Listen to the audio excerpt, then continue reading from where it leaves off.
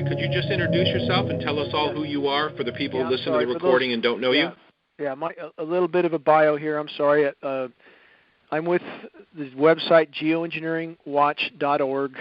Michael Murphy and myself, there's a few of us that are part of that site. I have a background with Bechtel Power Corporation in renewable energy. Worked on one of the first commercial solar plants in the continental U.S. My home was on the world's largest renewable energy magazine. That's how I got onto this issue.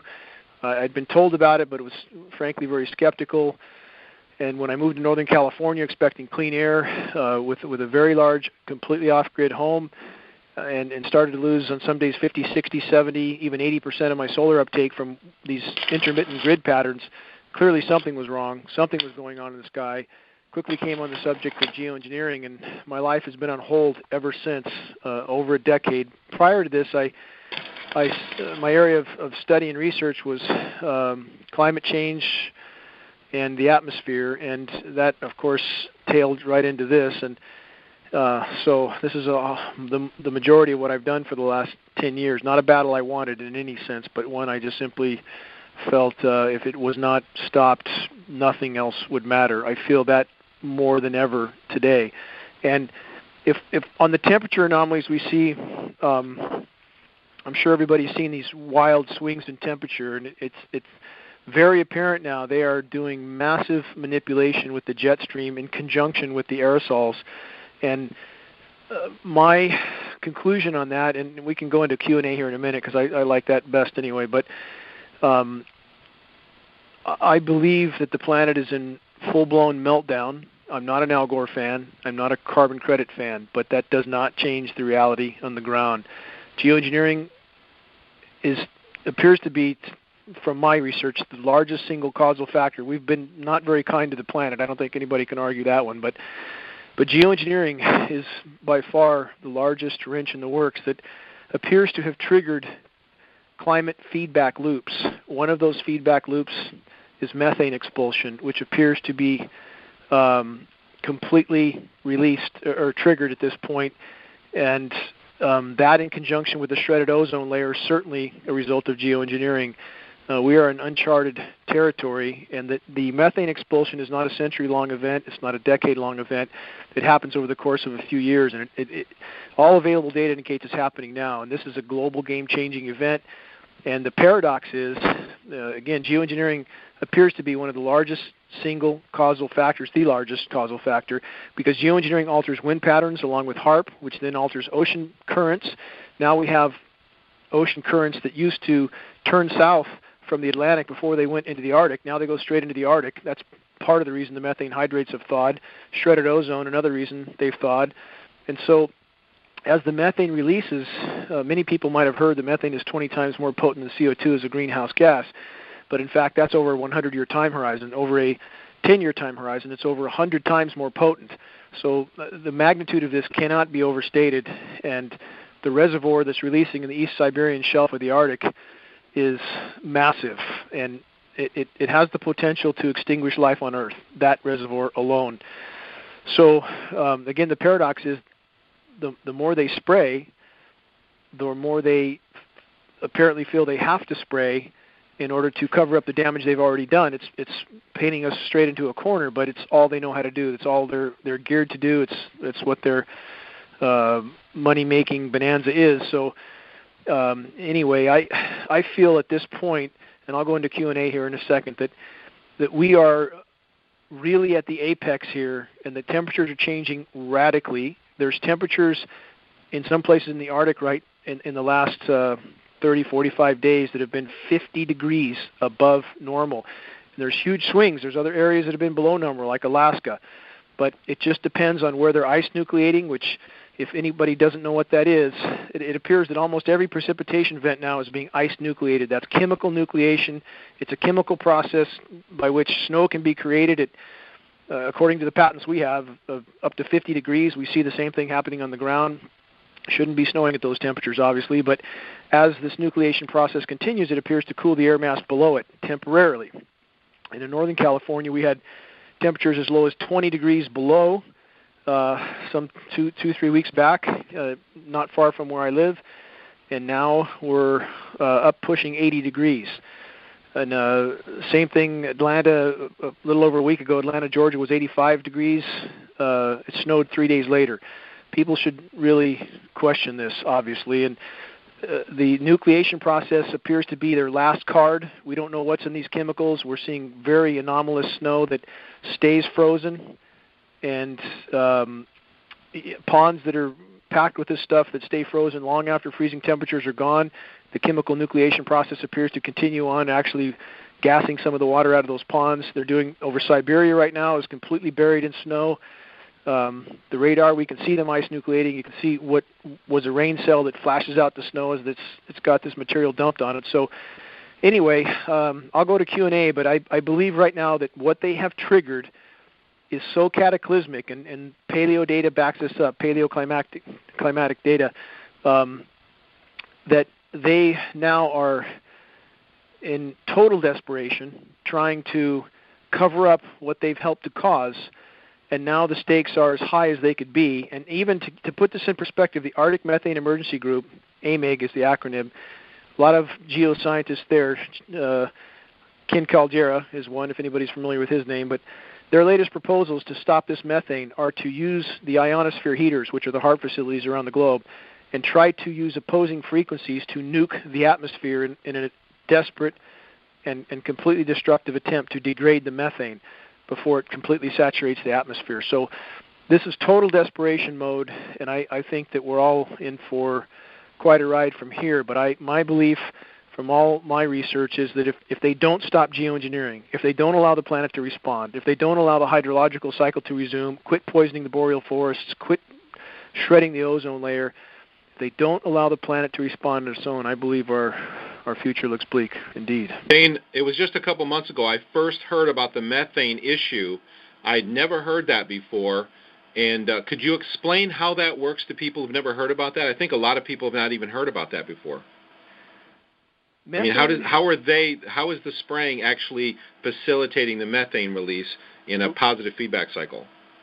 Again, I can't, in good conscience, hang it completely around the neck of geoengineering. I mean, we certainly have done great harm to our planet. But that being said, it does appear that geoengineering is the single greatest causal factor. Again, there are certain issues that are crystal clear scientifically. The geoengineering particulates shred ozone. Period. There is absolutely no debate scientifically about that fact. We have massive northern and southern hemisphere ozone holes. Really, all available data points toward geoengineering being the cause, not CFCs, not chlorofluorocarbons, but geoengineering, as they've been at this for about 6 decades, and that's about the time the ozone holes, southern hemisphere started to develop, northern hemisphere shortly after. And so you have more of the sun's thermal energy penetrating the atmosphere now. You have, although they can create, and they do, between H.A.A.R.P maneuvering the jet stream and the ice-nucleated particulates and the simple blocking of the sun, they can and do create massive cooling events over huge areas. But it absolutely appears to be at the cost of a much worsened overall warming. So it truly is cutting your nose off to spite your face. And as they alter, as I mentioned earlier, they alter wind currents, which alters ocean currents. Now you have warm water going to the Arctic. Methane is the greatest source of carbon that has the potential to release from the atmosphere, bar none.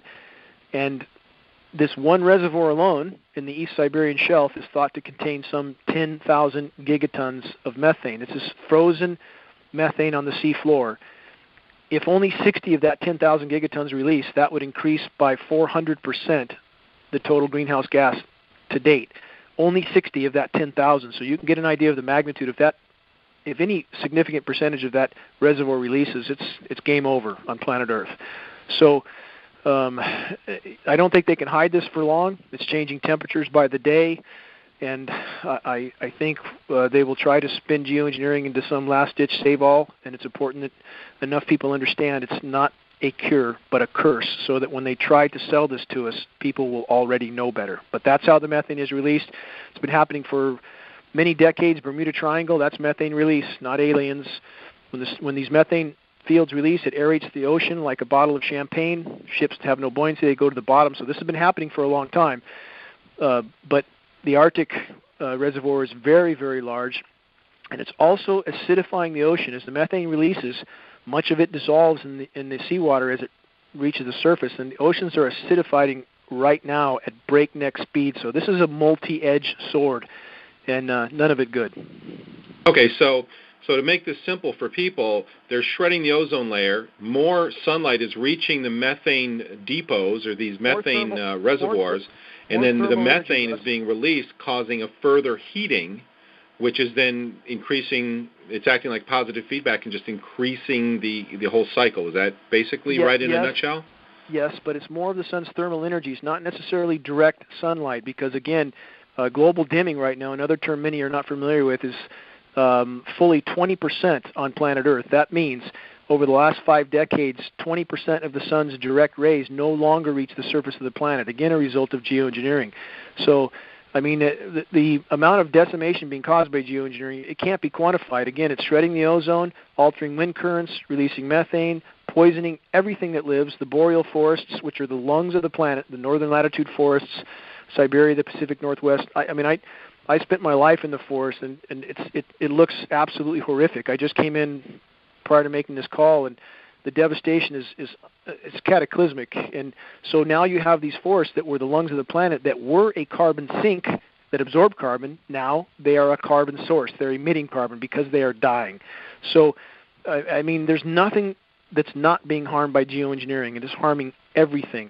But the sun's thermal energy, Russ, again, it's not always in the form of direct sunlight. It's like a cloudy day on the beach. You know, you can still get sunburnt.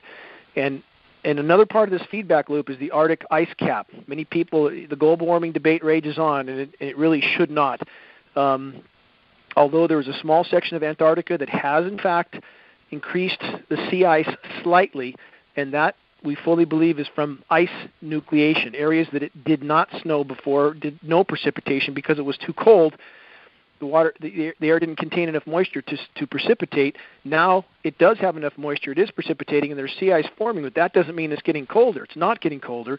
And in the case of the Arctic ice cap, it almost completely imploded this year. Media is not covering this.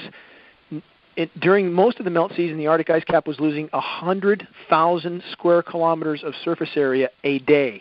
Near the end of the ice season, the melt season, it was 130,000 square kilometers a day. It's not expected to last more than 2 or 3 more years. No ice. Again, back to the methane. Instead of the surface of the ice reflecting 90% of the sun's thermal energy, now the sea absorbs 90+% of that thermal energy. So add that increased absorption of sunlight from the open seawater, add the ocean currents that are now delivering warm water, add the increased thermal energy from the sun, from the shredded ozone. Bad mix, bad combination. Methane releases, causes heating, more ice melt, more absorption, positive feedback loop. Very, very clear, easy to understand. All right, let me ask you some hard questions real quick, because I know everybody is asking themselves this, and they respect what you think, and they'd like to know what you think. I think. How long until this process affects every soul on Earth? How long till it's an actual, something that nobody, even the people who are trying to deny most and go on with their lives, have to deal with? Based on the data I see, I don't believe they'll be able to hide this past the end of this year, perhaps not even that long. And I believe that the ramifications from this event are unfolding so rapidly that I feel it's certainly a strong probability that some event might be laid on us to just distract from everything unfolding. You know, maybe they'll start World War III, maybe a false flag event or something. This is purely speculation. I have no knowledge of that, obviously, but based on the ramifications of the imploding environment, and again, to put this in a little more perspective, Russ, the species extinction rate today is somewhere between 100,000% of normal background extinction and 1,000,000% of normal background extinction. That's between 1,000 and 10,000 times normal background. We're losing as much as 200 species a day. We are in the 6th great mass extinction on planet Earth right now, today, and you can't hide that for long. You have fish stocks imploding. 93% of global pelagic fish stocks are now depleted. 93%. Now the bottom of the food chain, mackerel, herring, those are just starting to implode now completely. The previous methane mass expulsion, okay, we have paleo data to go on here. From 55 million years ago, the PETM event, Paleocene-Eocene thermal maximum, was a methane mass expulsion event. And it's felt that there was about, it depends on what model, what study you look at, but as much as 70% terrestrial extinction and perhaps over 90% ocean extinction. So, this is no joke, and it's going to change. But again, if they stopped geoengineering, that is our best chance. That they can only hurt the Earth's climate systems that are trying to compensate for what's happening. But when they seed the atmosphere, they stop cyclonic rotation, they stop ozone regeneration, they thwart the hydrological cycle, they poison what rain that does fall. It's doing nothing but harm. Geoengineering needs to stop. You said a word about the docks. Pelagic, is that what you said? Pelagic fish populations. Those are the greatest food stock fish. The tuna, the mackerel. Those are pelagic fish. Okay, so we're losing that on a massive scale right now. They're 93% depleted globally already.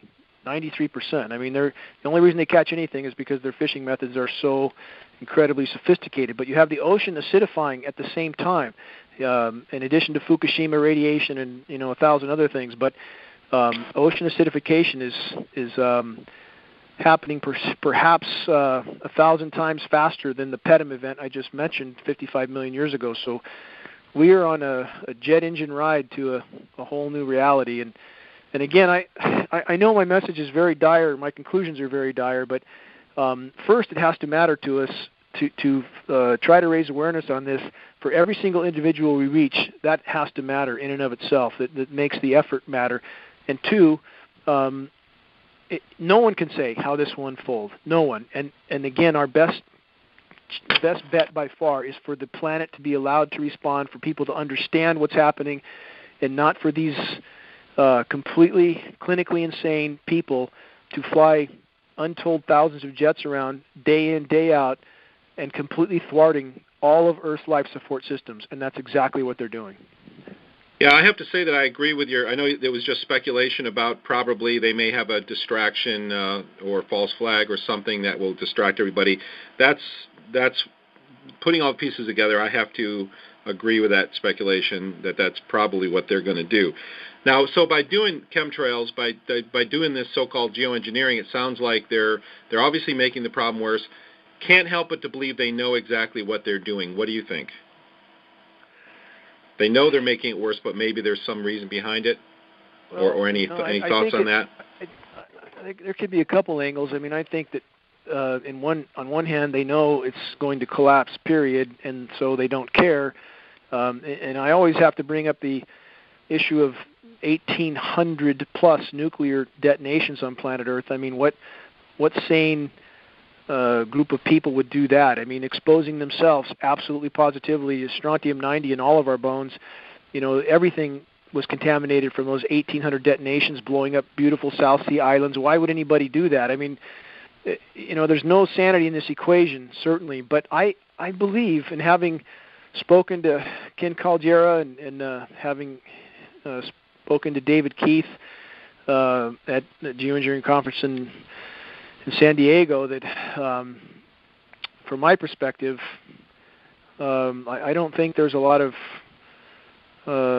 rational thinking in this equation. Not at all. They live in bubbles where the consequences of their actions don't appear to be relevant to them.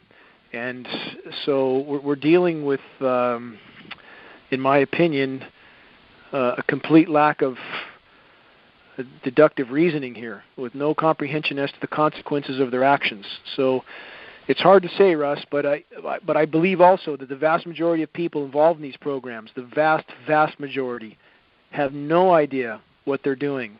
They are being told they're doing something that's going to save the planet, something benevolent, something necessary, and those are the people we need to reach. Those are the people who need to understand that they are sucking the noose around their own neck along with the rest of us. And I would hope that once they realize that, they would refuse to participate in this insanity. Yeah, agreed. You had mentioned, we can go to Q&A in just a second, but a couple questions I've heard from a lot of people. We keep seeing this pattern of everything is dying. I had 4 different vegetables die off during 2 weeks of intense spraying this summer. I have a garden. I've learned gardening the last 3 weeks, which I love. And all of a sudden, 4 different vegetable types they all died. And it came right with 2 weeks of spraying. You just mentioned you came in with you guess you're working with a dozer. You're seeing the decimation of forest. What are you seeing with the plant life there, and how is that going to play into this? Again, the geoengineering is the elephant in the room. It's the main cause of decimation in many, if not most, forested areas right now. Back to the species extinction, as much as 200 species a day going extinct. This is the important factor of this. It is thought that 70 to 80% of those extinctions, plant and animal, are fungally related. So when you poison the soils, when you saturate them with bioavailable, toxic, deadly heavy metals, you kill the soil microbes. You kill the life of the soil. And what moves in when there's a clean slate? Fungus. And fungus is decimating everything from the oak trees to the some of the conifers and and every other thing from top to bottom, including people. Fungal sinusitis epidemic now. Fungus is a very slow, insidious problem, and it's absolutely connected. The decimation of the forest, certainly we're seeing die off. We're seeing trees that are weak. When trees and many other organisms when their roots sense bioavailable aluminum, there's studies on this in particular, so I'll use aluminum as an example, but they shut down to protect their DNA from damage. So they don't uptake nutrients, so they die a very slow, protracted death. And in the case of the forest in the Pacific Northwest, everybody says, oh, it's just the beetles. The beetles are only a symptom of a weak tree, a tree that has been poisoned. So, all roads lead back to geoengineering. Again, if they had not been doing this for 60 years, I believe we would be in exponentially better shape. Now, it doesn't mean that we haven't damaged the planet. Again, any notion that that has not occurred is just not looking at reality. But geoengineering, I believe, the biggest single causal factor, and if they had never started this, I believe we would be in a much better position. But as it sits right now, we are in free fall to an unknown reality. Okay, and you mentioned the biologically available aluminum. Now, soils naturally have a lot of bauxite, which they get aluminum from through manufacturing process. But that's completely different because that doesn't affect the plants the same way newly introduced free biologically available aluminum does. Is that correct? That's completely correct, because this comes up so many times from these geoengineering disinformation sites and people, and that aluminum is 8% of the Earth's crust, and it is. But aluminum does not exist in the environment in free form, period. Always bonded to other elements, not bioavailable. It certainly doesn't blow around in the wind as they have tried to claim. When I first dove into my research here, I talked to a hydrogeologist, one of the first people I talked to, and he was aghast at the aluminum reading I had in my rain, and said, you shouldn't have anything, even 1 part per billion in your rain unless you live next to an Alcoa factory. Those are his words exactly. My first test in the rain was 7 parts per billion of aluminum, already very high considering where I live. Subsequent tests over the next 6 years rose as much as almost 50,000% from that already high reading to 3,450 parts per billion in a single rain event. I mean, this is highly toxic rain. Snow, where this aluminum accumulated off the side of Mount Shasta, has been measured as high as 61,000 parts per billion. And nobody's talking, and people know, Russ. I mean, I've talked to NOAA scientists 6 months ago off the record. They absolutely know. I just had another meeting with the environmental waste in Northern California. They have, tests from the Sacramento River that are spiking in aluminum, but they're afraid to say anything. And it's like, everybody's worried about their 8-to-5 job while we're all sinking at breakneck speed into total extinction, literally. So I hope if we can reach critical mass, and academia knows. I mean, I don't think there's a meteorologist out there that doesn't know this is going on, or a biologist that's involved with any type of forestry issue. And if we could just break the dam, I think it would break from 100 different directions. Okay, can you hear me now? Yep, gotcha. Sorry about that. Go ahead. Who do we contact? It seems almost impossible, You can't get the legislators or senators to do anything. You can't, what should be our next step once we're aware and, wanting to fight it? Extremely important question. And I would say this, legislatively we will never get anywhere. The system's bought, sold, paid for. They've been setting it up for this for many decades. I think they truly believe they could carry this on indefinitely. That could not be further from the truth. So the entire system is rigged not to show these particulates. So we need to reach the people and not waste our time with agencies. And everybody can do that from their own home computer. Find groups that would care if they only had a clue. Farm groups, environmental groups, ADD, Alzheimer's, autism. Some of the big fishing organizations are wondering why their streams are all dying. The list is almost endless of people that would care if they had a clue. Get credible data. Send them a credible email with a couple good articles. I call these flaming arrows. We all need to be shooting these flaming arrows from our home computer. Journalists that focus on environmental issues to, but something very thought out, credible article. Cite for more data. Geo-Engineeringwatch.org. Our site is one site. Even get an address and put an article or two in there.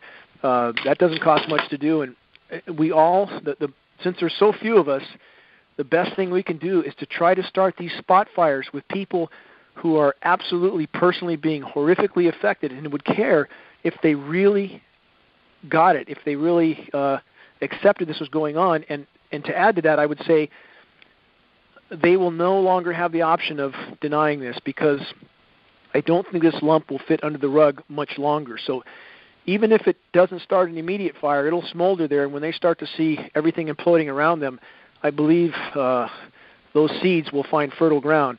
So we can all, if there's an organized campaign to locate groups, organizations, and individuals that would care, journalists, if they knew, and send out data. Just keep sending it out, and mail films, make copies of Murphy film at 25 cents a copy for a DVD or 50. Just continue to shoot out those flaming arrows. With the few of us there are, that's the most effective thing we can do.